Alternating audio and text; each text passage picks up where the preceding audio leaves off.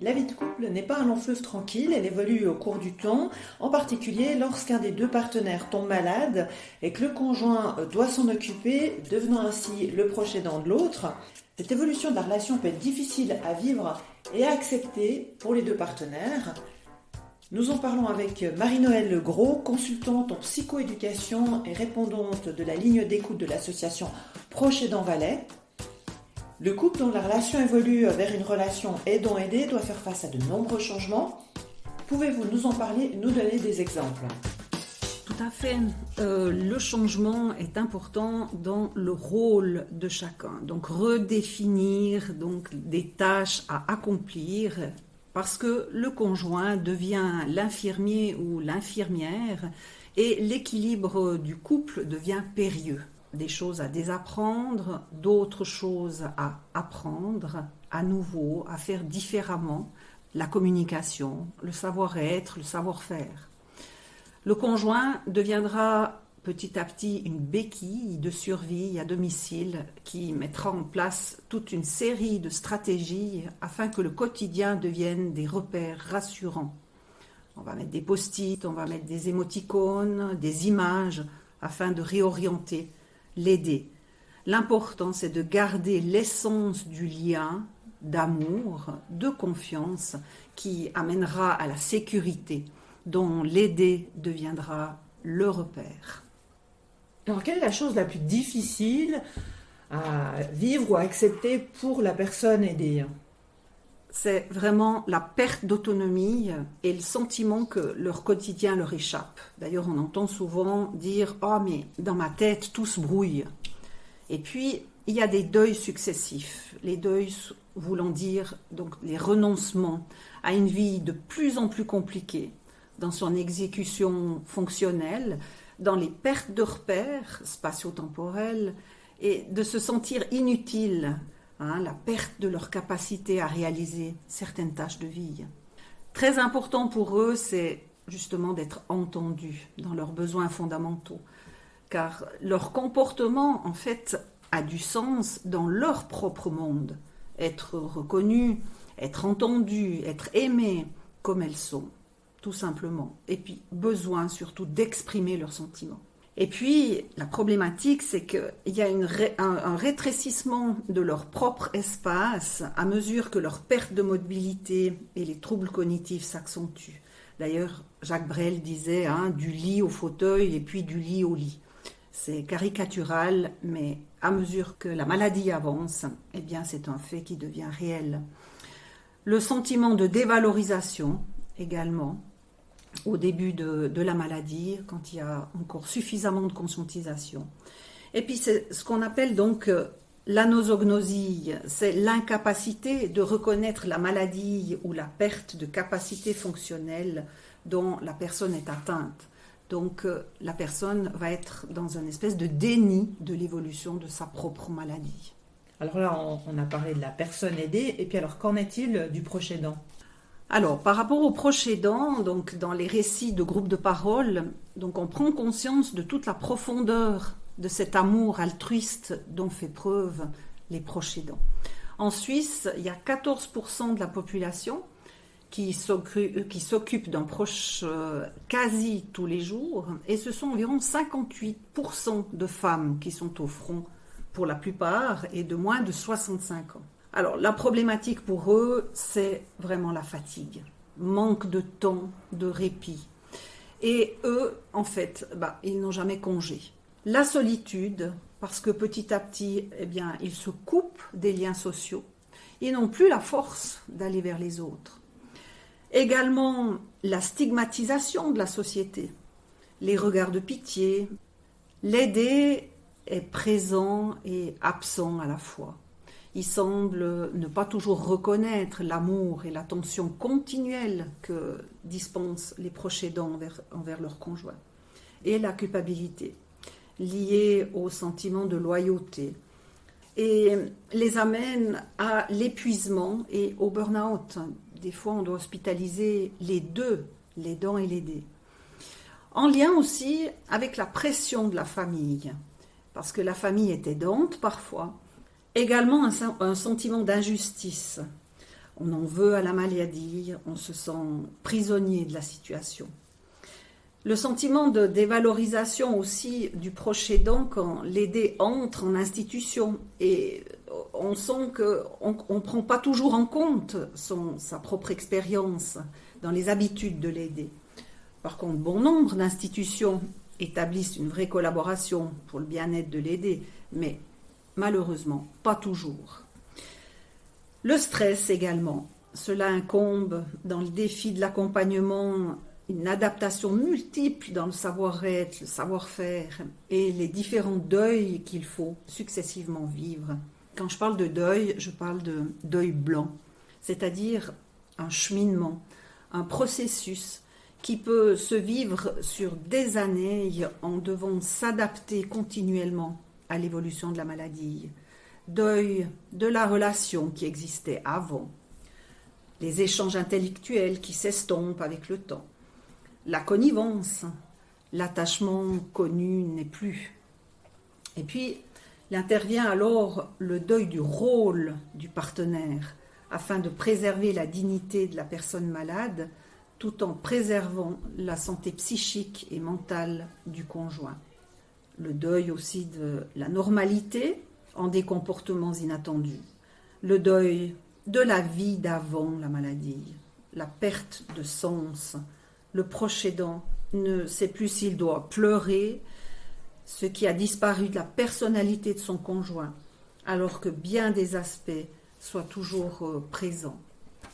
La perte aussi de la prédictibilité liée à la perte de tranquillité d'esprit pour les proches. Il est désormais nécessaire de penser pour l'autre. Et pour finir, le deuil de la présence de la personne et l'adaptation à la perte du rôle de l'aidant. Mais j'aimerais aussi mettre le point sur ce qu'il faut entendre également, c'est la joie d'être un proche aidant. Parce que j'ai énoncé beaucoup de choses négatives, mais il y a aussi une joie d'être proche aidant. Et j'aimerais aussi transmettre la notion de proche aimant, et non pas aidant, aimant, vraiment. C'est-à-dire que pour le proche, c'est un accroissement du bien-être dû à la qualité des relations quotidiennes entre eux et la personne aidée. L'augmentation du sentiment de tendresse, de l'intimité, retrouvé pour certains, sentiment d'être utile, de donner sens à sa vie, de se nourrir de cette relation. Et sentiment pour certains, carrément, c'est de réparer ou de régénérer des relations endommagées par la vie. Pour éviter toutes ces souffrances physiques et psychiques, un proche aidant, en particulier lorsque celui-ci est âgé, à quoi doit-il faire attention? Y a-t-il des limites à se fixer et à ne pas dépasser? On dit vraiment prendre soin de soi, c'est vraiment apprendre à honorer ses limites. Et puis cela, ça demande de l'humilité. Humilité parce qu'il faut savoir se faire épauler. Reconnaître que l'on n'a pas toutes les compétences ou la résistance nécessaire pour assumer tout seul cette charge. Accepter ce qui est, la réalité que je ne pourrai pas changer, et ça fait partie des impondérables de la vie, tels que la maladie, les accidents. Échanger, garder un lien social. Le proche aidant se met des fois à part, n'en peut plus et n'a plus le courage d'aller vers les gens. Et puis, je mettrai l'accent aussi sur l'impermanence des choses, des gens, que rien n'est certain ou acquis dans la vie et que personne ne nous appartient.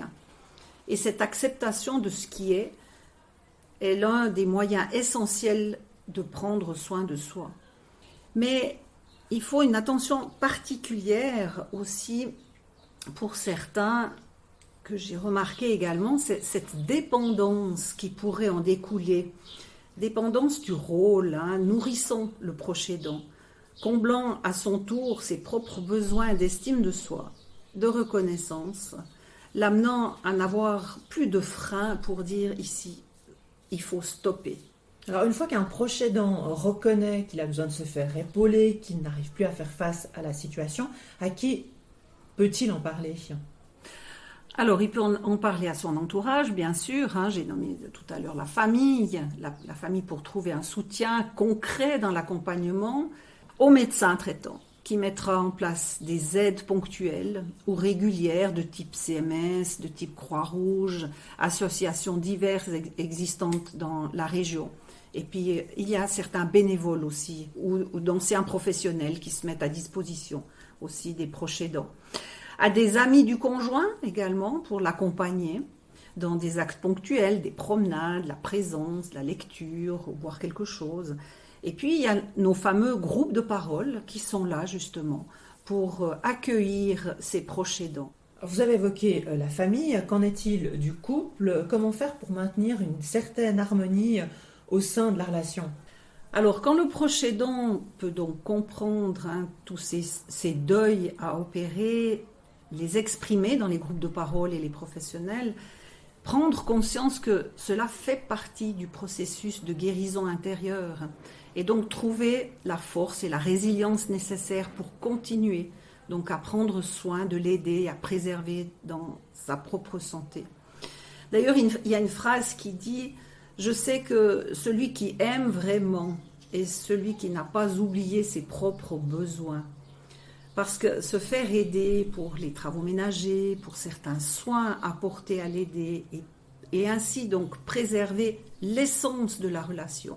Et là, c'est l'amour, c'est les relations essentielles pour garder son énergie, vraiment pour les bons moments que je peux encore vivre avec l'aider.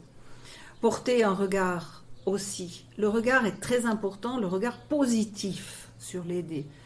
C'est-à-dire tout le potentiel restant pour savourer ces bons moments et non avoir un regard négatif sur tout ce qui ne peut plus rien faire et regarder la personne et non sa maladie.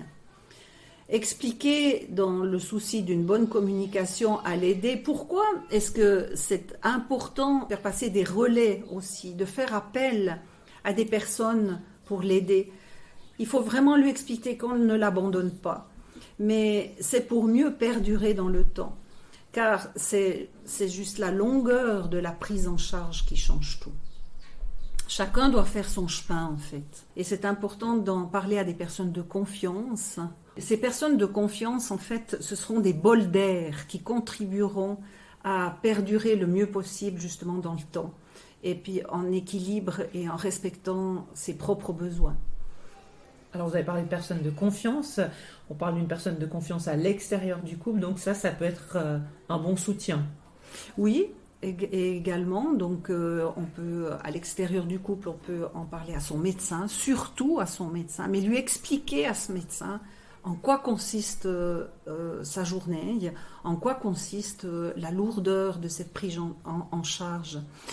Et puis, en fait, le but étant de mettre en place des soupapes. Eh bien, il y a beaucoup de choses qui existent, les foyers de jour, les lits en court séjour, les vacances Alzheimer, des associations diverses qui viennent mettre en place une guidance, un accompagnement et aussi des sorties assistées.